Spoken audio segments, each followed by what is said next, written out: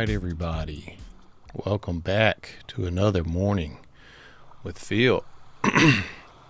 Glad to have you all here with me again. It is Tuesday, December 7th at 9 a.m. We made it right on the dot this morning. That's nice. Hope you all are doing well. It's been an interesting morning for me today. My daughter Goldie has been very picky about eating. I mean, really ever since she learned to talk, she's been kind of picky about eating. So that's been fun. We've had to try to navigate those waters. And some days it's better than others. Some days we are able to make her a meal that she gets excited about and eats. And some days like today, I can't even get her to sit in the high chair. You know, I made eggs. Everything was ready to eat. She didn't want to eat them. What are you going to do? Here, I'm going to change my space over here. We're also multi-streaming on Famera as well, so you can catch me over there if you'd like. Anyway, let's get right into today's ongoings, and we're going to start with the weather.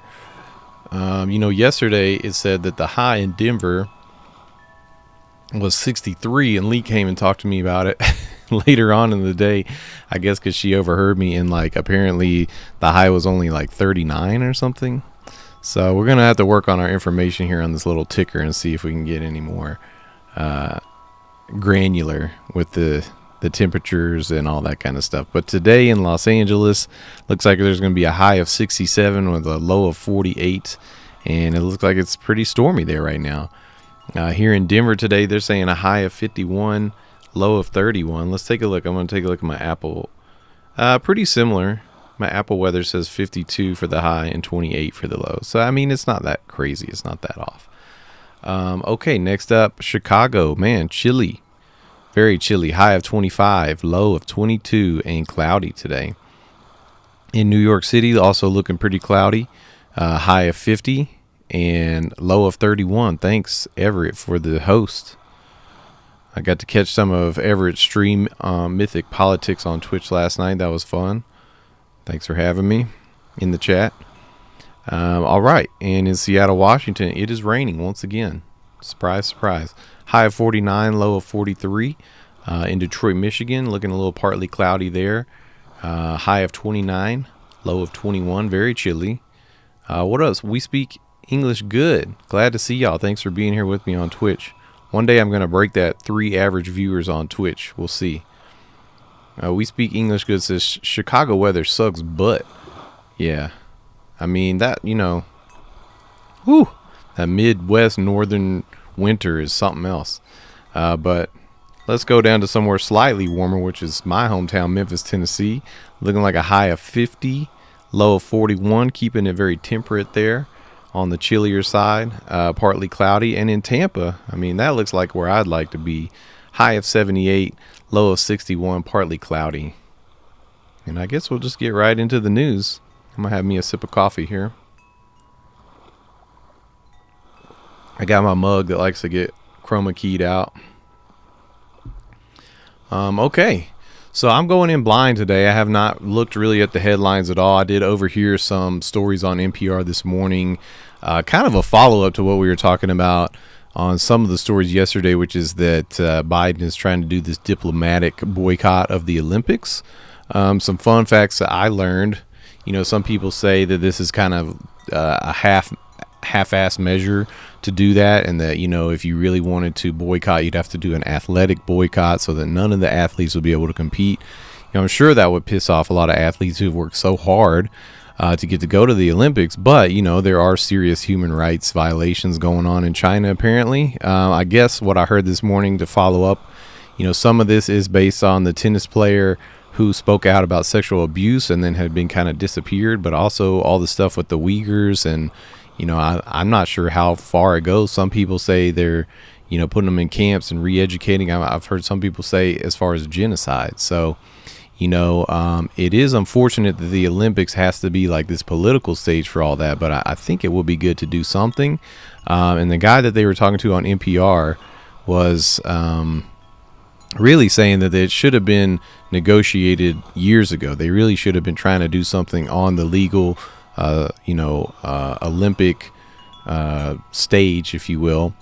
And so, this, I'm certain Trump probably wouldn't have done anything. Who knows what a Democratic president would have done? Probably nothing either.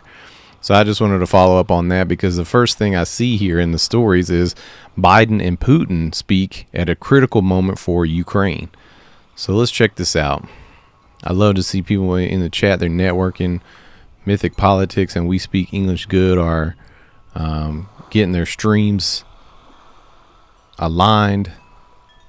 So we're just going to take a quick look at this story to see what it is about. It says President Joe Biden and Russian President Vladimir Putin are speaking over a secure video call on Tuesday in what is expected to be a highly consequential meeting for the two leaders amid escalating tensions between Russia and Ukraine.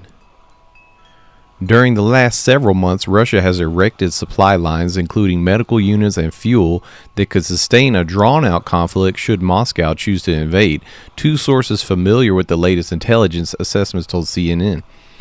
And recent U.S. intelligence findings estimate Russia could begin a military offensive in Ukraine in a matter of months, as it amasses up to 175,000 troops along the border. The meeting began shortly at 10 a.m. Eastern, according to the White House. So that was about an hour ago, I guess. Let's see. That would have been 8 my time, yeah. In what was expected to be one of the most pivotal foreign policy meetings of all of Biden's still young presidency, the president is expected to lay out to Putin what sanctions and other actions the U.S. could take if the Russian president decides to invade Ukraine. The U.S. intelligence community believes Putin has still not made up his mind to launch a military offensive against Ukraine, and Biden plans to tell Putin the U.S. is prepared to take substantive economic countermeasures meant to inflict significant and severe economic harm on the Russian economy. So, yeah, this is kind of like this phone call is like pull up type of a situation, right, where Biden is, I guess, seeing all this stuff. The U.S. intelligence community is seeing all this stuff that says, hey, they might go into Ukraine. And I guess Biden's now got to get on the phone and say, back down. And, honestly, when I see those two up against each other, I don't know. I mean, Uncle Joe versus, KGB Putin, man, I just don't see it as I don't see it as a matchup. All right, let's take a look at what else we have here. Pearl Harbor's 80th anniversary. Veterans share why America must unite today. I agree with that sentiment. I don't know what their thinking is behind it, but I don't think you have to try very hard to come up with why we need to unite today. Our country is very divided. It would feel nice to have some, reunion of the people. All right, this is interesting. Surgeon General Advisory, Youth Mental Health Crisis Looms. Sounds very ominous. Let's take a look. This is from the Los Angeles Times. Surgeon General warns of emerging youth mental health crisis in rare public advisory.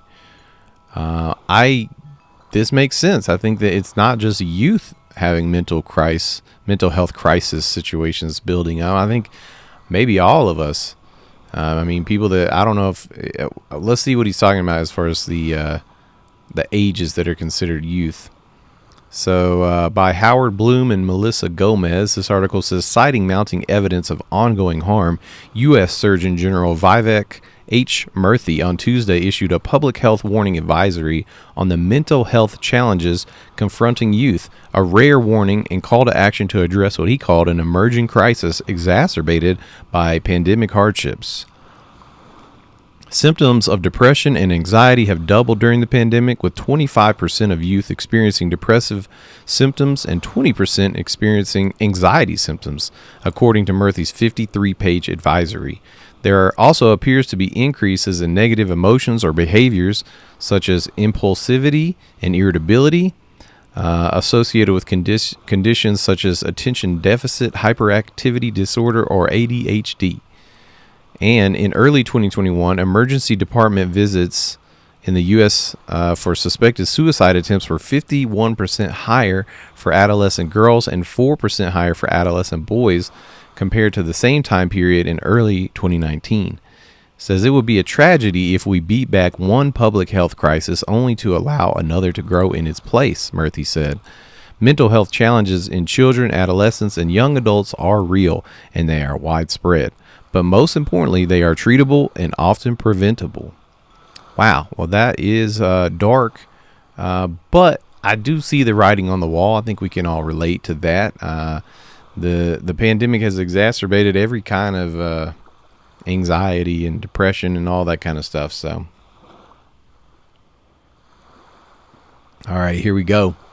Next up, travelers to U.S. must now test negative for COVID a day before flying. This makes sense to me. I like to see the testing.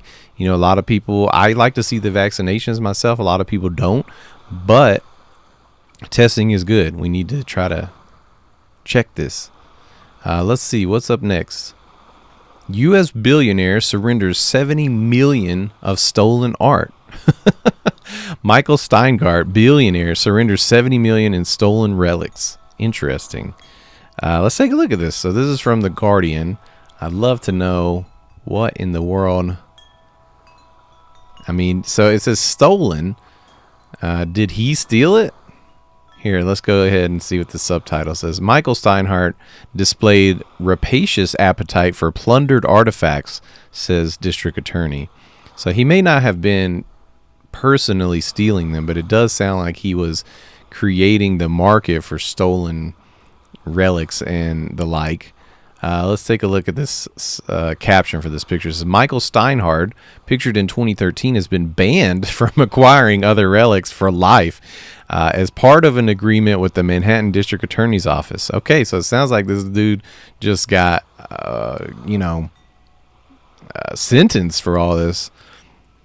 I like how the article headline makes you feel like maybe he gave this up like almost as a voluntary thing or something, but let's read more about this. Shout out to Everett in the chat. He's got the little smirky hands with the two fingers, and I think that's almost perfect for this guy's picture right here. So it says an American hedge fund billionaire has surrendered 180 looted and illegally smuggled antiquities valued at $70 million and been handed an unprecedented lifetime ban on acquiring other relics as part of an agreement with the Manhattan District Attorney's Office. How does that work? Do you just do you have to wear is it like a sex offender registry type situation? So now when you go to the relic dealers, they're like, no, I'm sorry, sir. It appears here that you've been banned.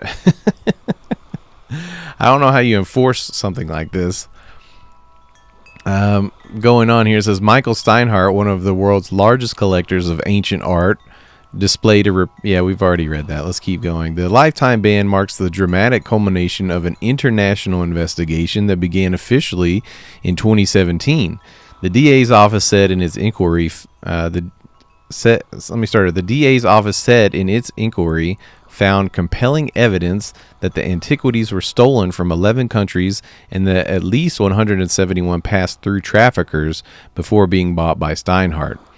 The seized pieces lack verifiable provenance prior to appearing on the international art market, the office said, adding that it had executed 17 judicially ordered search warrants and conducted joint investigations with law enforcement authorities in Bulgaria, Egypt, Greece, Iraq, Israel, Italy, Jordan, Lebanon, Libya, Syria, and Turkey. Jesus Christ, man. So Michael Steinhardt, man, the dude is going in on these relics. Steinhardt, who had been chairman of the board of Wisdom Tree Investments before retiring in 2019, denied criminal wrongdoing in resolving the matter, which ended a grand jury investigation into him. Vance said, for decades, Michael Steinhardt displayed... how many times are they going to quote the same line in this article? All right, we'll move on. It's an interesting story, though. I guess it's nice to know that if people are like plundering relics and stuff, that eventually the world would be able to come together to stop that, I think, or at least to punish people they see doing injustice. I don't know. I hope these artifacts and stuff go back to where they rightfully should go. All right, let's go ahead and look at some articles tailored for me. I always like this part, as you can imagine. Hawkeye directors reveal the source of Echo's superpower. I didn't even know she had a superpower. I thought she was just like a badass fighter. Let's take a look at this from comicbook.com. Episode 3 of Hawkeye, titled Echoes, revealed part of Alaqua Cox's origin as Echo, leader of the Tracksuit Mafia. A skilled fighter, Echo gave Clint Barton and Kate Bishop a run for their money with her impressive fighting skills before the duo eventually outmaneuvered her. Okay, it looks like the reveal's coming here. Even though Echo is deaf and an amputee, she comes across as confident in her abilities, even as a young child in flashback scenes. Hawkeye directors Bert and Birdie, seriously, that's the two directors, Bert and Birdie, revealed how Echo uses her disabilities as fuel for her superpowers and how her life experiences helped Echo fine-tune her craft. That's her superpower, Bert and Birdie told TV Line about Echo's disabilities being used as her superpower source. Everything that she's learned in life comes from what we see as a disability, but that's the reason she kicks ass. Echo is only deaf in the comics, while Alaqua Cox also has a prosthetic leg. The directing duo decided to incorporate this into Maya Lopez's character, making her even more impressive of a foe. All right, so that was a very lacking substance article. So basically they're saying that she's been through hardship, and that is what leads to her quote-unquote superpowers. I do think that this character is cool. I don't mean to downplay the disability aspect of it at all, but I do think that that article and that interview didn't really give anything to chew on there for the most part. Okay, The Wheel of Time rounds out Season 2 reoccurring cast with Guy Roberts, Arnis Federicus, and Greg Chilirig. Wow, these are some last names I've never seen before. Federicus and Greg Chillingerian. I'd like to take a look at this. I want to see who these people are playing in The Wheel of Time. As you guys probably know, I think everybody here today has been watching the stream for a while. Y'all know that I'm a fan of the Wheel of Time books, and so I've been following the coverage of the show that just came out on Amazon Prime. So let's see here. Amazon is expanding its cast for the second season of the Wheel of Time. I mean, it seems like it's only going to expand. If you've read the books, you know that it has something like over 2,000 named characters. So, you know, I don't see how they can do more seasons without expanding the cast almost every single season, every episode, perhaps. Let's see. Guy Roberts, Arnis Federicus, and Greg Chillingerian are set for recurring roles in the fantasy series adaptation of Robert Jordan's book. The Wheel of Time, set in a sprawling epic world where magic exists but only women can use it, is co-produced by Amazon Studios and Sony Pictures Television, and comes from Agents of S.H.I.E.L.D.'s and Chuck writer Rafe Judkins, who is showrunner and executive producer. The story follows Moraine Rosamund Pike, the actress, a member of the incredibly powerful all-female organization called the Aes Sedai, as she arrives in the small town of Two Rivers. There, she embarks on a dangerous, world-spanning journey with 5 young men and women, one of whom is prophesized to be the Dragon Reborn, who will either save or destroy humanity. So now y'all kind of got an idea of what this is about. And let's see if we can figure out who these new characters are. I'm going to skip a paragraph here. Roberts will play Uno Nometza, a gruff, one-eyed soldier and tracker who serves Lord Agamar. Federicus plays Massima, a quiet, intense warrior who serves Lord Algamar. And Chillingerian portrays Ingtar Shinoa, a lord and soldier from war-ravaged lands. Okay, so this is exciting news. These are all important characters. Uno especially is a fun character. He's known especially for how often he curses in the books, and that's always kind of a funny plot point because as the different aspects of this giant party of characters come together, there's some people that are much more sacred, pious perhaps is the way to put it.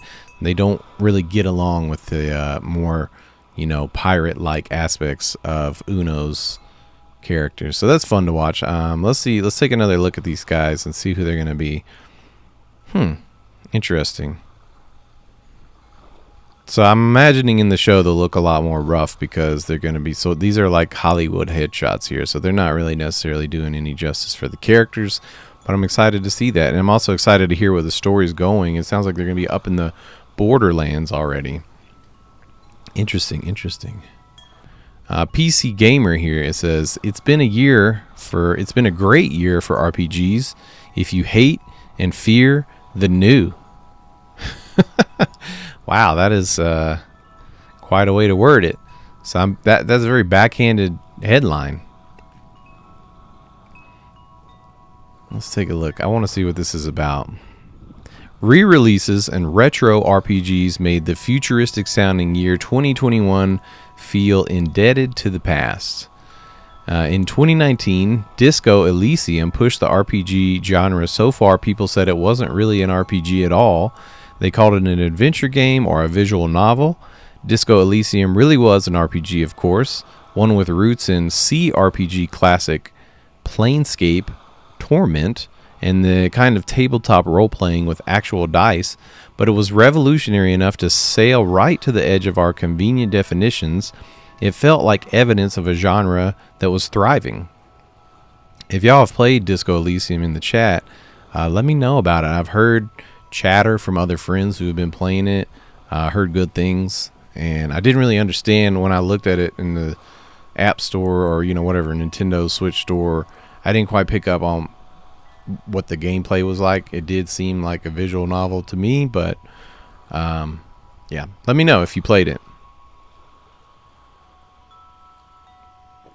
While games directly influenced by Disco will take a while to start arriving, it felt like the product of an overrun RPG greenhouse. Surely that same climate was about to produce even more unusually proportioned fruit? Maybe not. By contrast, in 2021, the genre felt safe and predictable. For starters, it was dominated by remasters, re-releases, and ports, as well as Disco Elysium's own final cut. There was Mass Effect Legendary Edition, Diablo 2 Resurrected, Final Fantasy's Pixel Remasters, Nier Replicant, Legend of Mana HD, Geneforge 1 Mutagen, and more Kingdom Hearts games on PC than any human could ever actually play. And the incremental update of Skyrim Anniversary Edition. Further ahead, we can look forward to The Witcher 3's Next Gen Edition and Star Wars Knights of the Old Republic remake. I understand the author's complaint, but personally, I'm fine with all this. I think ports should be, kind of a regular thing. I do think backwards compatibility should be much more considered in the gaming landscape. I'm very frustrated that I can't just go on my Nintendo Switch and play any Nintendo or Super Nintendo game when clearly they have the ability to make that happen. And this is not just Nintendo. I mean, Sony has a problem with it. I think Xbox and Microsoft are probably the most progressive as far as, the compatibility from across their generations. This article goes on to say there's nothing inherently wrong with re-releasing old games. It used to be that classics were often lost, either hard to find or hard to get running on modern machines, the history of the medium evaporating behind us. Though games are still routinely delisted these days, overall the industry is better at preserving and valuing its own history than it used to be, and profiting from that, of course. What's surprising is that most of the new RPGs that squeezed out between 2021's herd of re-releases didn't feel like the future either. They skewed towards celebrations of the past, the kind of games that will inevitably be described as love letters. And just gonna run through some of these. Pathfinder, Wrath of the Righteous is a particularly blatant example, an homage to Baldur's Gate with a strategy layer from Heroes of Might and Magic, one chapter set in an extraplanetary city that would be right at home in Planescape. I've been interested in this game. He says we also had Eastward, which is a love letter to Earthbound and The Legend of Zelda. Encased, which is a love letter to Fallout. To Fallout and Stalker. Monster Crown, which is a love letter to Pokemon and Dragon Quest Monsters. And Solasta, Crown of the Magister, which is a love letter to Neverwinter Nights and every D&D campaign run by a teenage dungeon master. These are RPGs so old-fashioned that they should come with a pair of suspenders and a hat. Interesting. I mean, this is weird to me. The complaints are not necessarily valid. I mean, they make the same type of games all the time. But I guess I get it. You're looking for something new, and that's hard to find. It is. I'm always looking for the next big game, and I'm still looking for it. But I was thinking about it this morning, how certain games just have a way of, I look back on the time spent, lots of time spent playing those games and knowing that they were so enjoyable, and it's hard to recreate that. I'm thinking back as early as, when I first played a RPG on Super Nintendo was Final Fantasy IV and then Final Fantasy VI. Both of those were huge experiences for me as a kid growing up, because it was the first time I sunk so much time into an RPG and really got to know and understand the game mechanics. And I've had several since then. I was also thinking, I feel like it's kind of lucky that I get to play so much of Persona 5 and Dragon Quest 11. Both of those were really fun. Sank a lot of time into those games. And, I know in the future there'll be some other game that I'm not expecting, and I'll spend 80 to 100 hours on it and then look back on that a few years. So, I get it. We're always looking for the next thing that we don't know is going to be our favorite game. Let's take a look at this article where it says Kevin Feige on the inspiration for Venom joining the MCU. So, spoiler alert. Sorry if you guys have not seen the new Venom movie. There is a Easter egg post-credit scene that pretty much, this is what, if I'm understanding correct, they are alluding to. So let's take a look at this article. I am kind of interested because I feel like, Venom is just this movie that wants to be so bad that it's good. And apparently they kind of leaned into that to make this sequel. And Sony and Marvel, of course, are always trying to figure out how are they going to cut these deals for these rights so that everybody is just making this money. And the article starts saying, at the end of Venom, Let There Be Carnage, an already bonkers superhero movie, a new level of bonkersness is achieved. The Sony Marvel film, part of a series of Sony Marvel films that are unrelated to the Disney MCU films, unleashes a universe-melding post-credit sequence that smushes together heretofore separate film franchises, owned and distributed by these different studios. What's going on? We speak English good. What's the next thing to fill the God hole? Fair enough. A lot of things can do that. It doesn't just have to be video games. Okay, so this is for real. Spoiler alert. Looks like they're gonna describe the actual scene here for you. As Eddie and Venom lie on a bed watching TV for some much-needed R&R, the reality around him shifts and morphs. And suddenly, Eddie and Venom are watching the final moments of Spider-Man Far From Home. Blah, blah, blah. And suddenly, it seems as though Venom is about to come crashing into the MCU. How is this happening? What prompted this collision? And does it really, and for serious, mean Venom, his chickens, and his glow sticks are in the MCU? Luckily, our very own Steve Weintraub talked to the one guy who would likely know the answers to these questions, Kevin Feige. Feige, the president of Marvel Studios and producer of the MCU, spoke with us about the forthcoming Spider-Man No Way Home, a film which boasts and offers invitations to speculate upon many universe crossing appearances, with William Dafoe, Alfred Molina, and Jamie Foxx joining Tom Holland's world from their previous Spider-Man films. Feige spoke about the inspiration for putting Venom into the MCU, praising those Sony films and Hardy's work in the process. And here it is, the quote. You look at the obvious comic connotations between Venom and Spider-Man, and it is inherent. So the minute Sony made their Venom movie and it worked as well as it did, and Tom Hardy became as iconic as he has become as Venom, then the obvious question is then how do we start to merge them? And previously, Feige had spoken about the interstudio communications that needed to happen for this Venom 2 MCU stinger to logistically happen. There was a lot of coordination, and if you don't know all the coordination yet, I'm not going to be the one to tell you. But yes, between Sony and Marvel and the Venom team and the No Way Home team, we worked together on it. Here, though, it's fascinating to hear Feige's creative reasoning for the crossover. And, alright, well, I was hoping for a little more there, but I get it, I guess.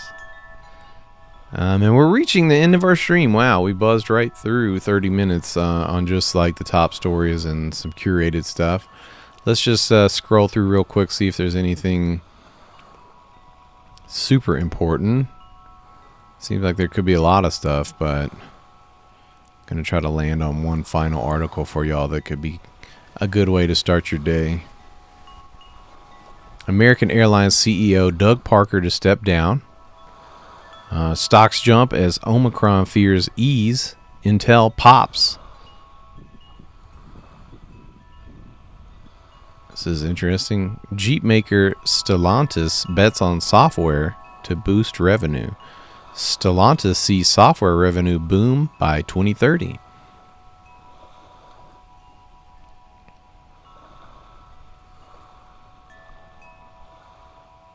Let's see. Amazon's Alexa Together launches today, offering more elder care features. Interesting. And 2021 MacBook Pro users reporting multiple issues with the SD card reader.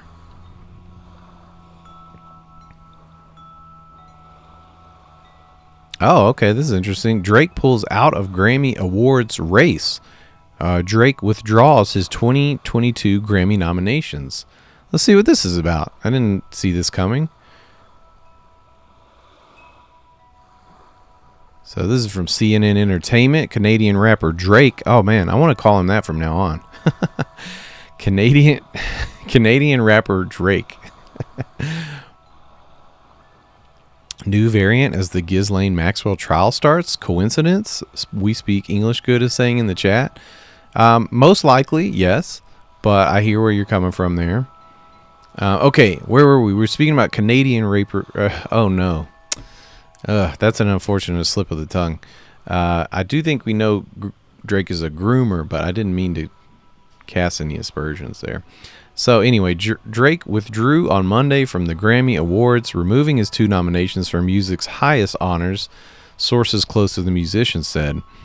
Drake, 35, got 2 Grammy nominations last month in the rap field, Best Rap Album for Certified Lover Boy, and Best Rap Performance for his song Way Too Sexy. The sources said the request to pull out of consideration was made by the rapper and his management, but gave no reason for the move. The Recording Academy website was being updated on Monday to remove Drake's nominations from the Grammy list. Drake, whose Certified Lover Boy was one of the top-selling albums of 2021, has a contentious relationship with the Grammys. Last year, he criticized the Grammys for entirely shutting out fellow Canadian The Weeknd. Well, there you go, Mythic Politics. You wanted to talk about fellow Canadian The Weeknd. Yeah, and We Speak English Good is laughing, saying Drake is a groomer. Yeah, it's pretty well known and disgusting. We will just finish this article here. It says with a quote from Drake. I believe this was from last year's ceremony. Oh, no, I'm sorry. This is 2019's Grammys. He says, I want to let you know we're playing in an opinion-based sport, not a factual-based sport, he said while accepting the Grammy for his single God's Plan. Yeah, I mean, obviously, how do you... What is the factual basis that you judge music on? I would love to know, Drake. Ridiculous. All right, guys. Well, that's pretty much my time for the morning. Thanks for being here with me. I hope you've enjoyed your time on with me on Twitch. I think that's where everybody is today.